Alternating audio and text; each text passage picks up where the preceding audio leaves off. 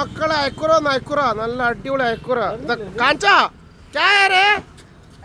അയക്കുറായാ ഇത് ചോട്ട് തൊപ്പി രണ്ടാമത് അയക്കുറ ഉണ്ട് നീ ആണ് അയക്കുറ കണ്ട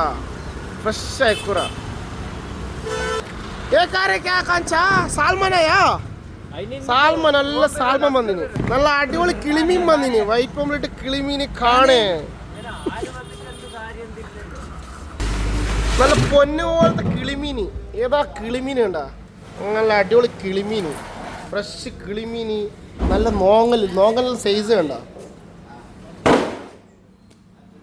നല്ല പ്രാച്ചി